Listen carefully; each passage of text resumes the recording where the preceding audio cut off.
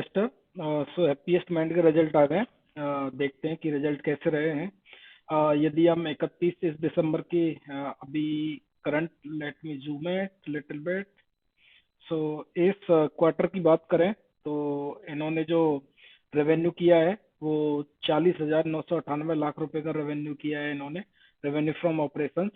और other income की बात करें तो इन्होंने 2,429 लाख रुपए की इनकम की है। अगर हम टोटल रेवेन्यू की बात करते हैं इस करंट क्वार्टर में तो इन्होंने हैप्पीएस्ट माइंड ने 43,417 लाख रुपए का रेवेन्यू किया है।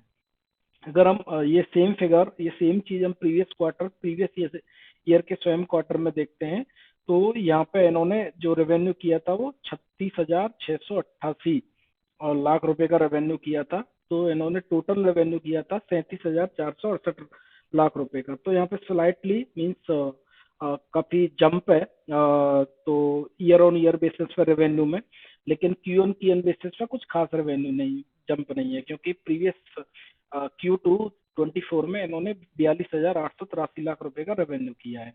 तो ये रेवेन्यू पार्ट पे थे। अगर हम प्रीवियस 9 मंथ के रेवेन्यू को कंसीडर करें तो करीब करीब इनका जो ईयर 31 मार्च 2022 को ये था 100 करीब करीब 1,06,397 लाख रुपए का रेवेन्यू किया था 9 मंथ में। तो अभी ये रेवेन्यू है टिल टिल मीन्स ये था 2022 का 1,06,397 रुपए का, और इन्होंने दिसंबर तक जो रेवेन्यू किया था वो ये था। और इन्होंने प्रीवियस, ये ऑडिटेड क्वार्टर के नंबर है जो कि प्रीवियस ये 31 मार्च 2023 के नंबर है। तो यहाँ पे ये 9 मंथ के नंबर है यहाँ पे। तो 9 मंथ में ये कुछ एक अच्छा खासा जंप देखने को मिल रहा है, करीब करीब डबल डिजिट ग्रोथ 9 मंथ में दिख रही है। तो रेवेन्यू ठीक ठाक आया है।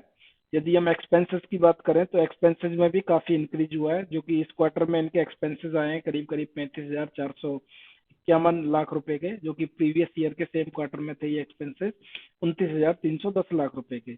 Q2 23 में 24 में ये रेवेन्यू थे Q2 में 34,971 लाख रुपए के। तो यहाँ पे एक काफी जंप आया है।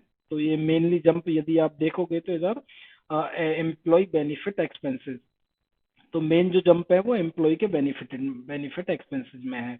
यदि हम प्रॉफिट बिफोर टैक्स की बात करें तो 8,073 लाख रुपए का इन्होंने Q3 में प्रॉफिट बिफोर टैक्स किया है, जो कि प्रीवियस क्वार्टर में इन्होंने जो किया था वो किया था 7,524 लाख रुपए का।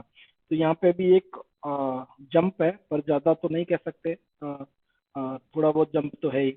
और यदि हम still good jump year on year basis पर, क्यू ऑन बेसिस पे कुछ ज्यादा जंप है नहीं, क्योंकि प्रीवियस क्वार्टर में ये 7,912 लाख रुपए का इन्होंने रेवेन्यू किया था।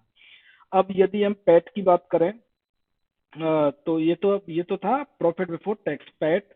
यदि हम ईपीएस की बात करते हैं तो ईपीएस इनका करीब करीब आता है, अर्निंग पर शेयर इस क्वार्टर में इनका जो ईपीएस आया है वो बेसिक जो आया 3 रुपये 98 पैसे का, जो कि प्रीवियस ईयर के सेम क्वार्टर में ईपीएस था 4 रुपये 2 पैसे का। तो यहाँ पर ईपीएस में स्लाइटली ये यहाँ पर डिक्रीमेंट हुआ है, और जो कि प्रीवियस Q2 में ये था 3 रुपये 92 पैसे का। तो यहाँ पे कुछ कुछ एक्सपेंसेस और ऐड हुए हैं, जैसे कि टैक्स वगैरह के एक्सपेंसेस हैं, तो उनसे इनका थोड़ा ईपीएस का फर्क पड़ा है। और यहाँ पे comprehensive income, net profit and loss का यहाँ पे ये कुछ कुछ इनकम। तो ओवरऑल यदि हम देखते हैं कि रिजल्ट कैसा रहा, तो रिजल्ट ठीक ठाक ही रहा है, not good not bad. Means कोई ज्यादा जंप दिखी नहीं है कि जिस तरीके से एफपीएस माइंड को पी मिल रहा है और फ्यूचर ग्रोथ के हिसाब से उस हिसाब की ग्रोथ तो दिखाई नहीं है कंपनी ने। बट यह result not bad not good, neutral basis पे। That's all, thank you.